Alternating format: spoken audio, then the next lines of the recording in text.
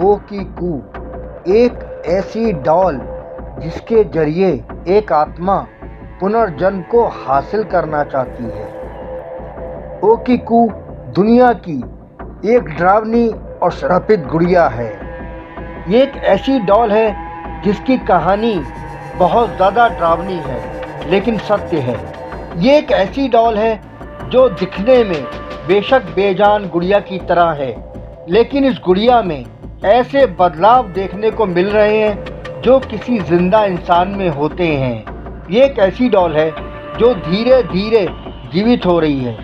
शुरुआत में the Japanese haunted ओकीकू doll के हेयर में ग्रोथ को देखा गया, लेकिन समय के साथ साथ इस डॉल में दूसरे बदलाव देखने को मिल रहे हैं। इस डॉल के मुंह को खोलने पर छोटे छोटे दांत दिखाई दे रहे हैं जो बेहद डरावना है।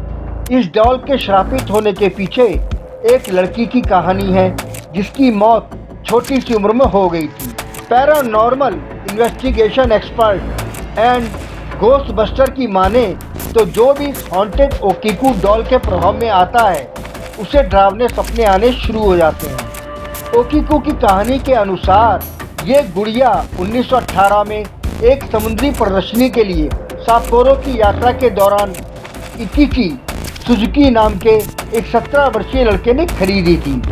ये गुड़िया उसकी 2 वर्षीय बहन के लिए उसकी यात्रा से एक उपहार थी।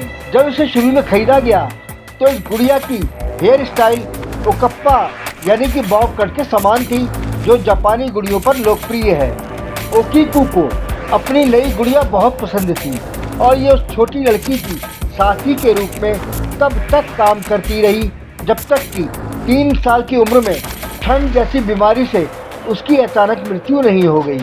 ओकीकू की इस तरह अचानक मौत होने से आहत होकर ओकीकू के परिवार ने उसकी पसंदीदा गुड़िया को घर में ही एक जगह पर रख दिया, जहां उन्होंने ओकीकू की याद में प्रार्थना की। जल्द ही परिवार ने देखा कि ओकीकू की गुड़िया के बाल बढ़ने लगे थे, जैसे कि बाल किसी इंसान के सिर पर हों।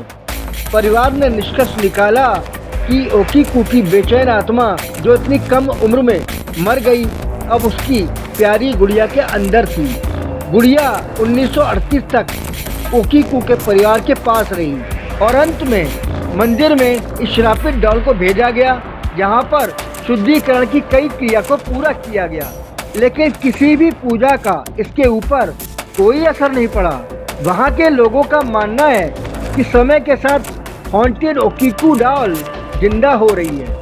पहले बालों का बढ़ना और अब दांत दिखाई देना, ये सब दर्शाता है कि ओकीकू का पुनर्जन्म इस गुड़िया के रूप में हो रहा है और एक समय ऐसा आएगा जब ये डॉल पूरी तरह इंसानी तौर पर जिंदा हो जाएगी।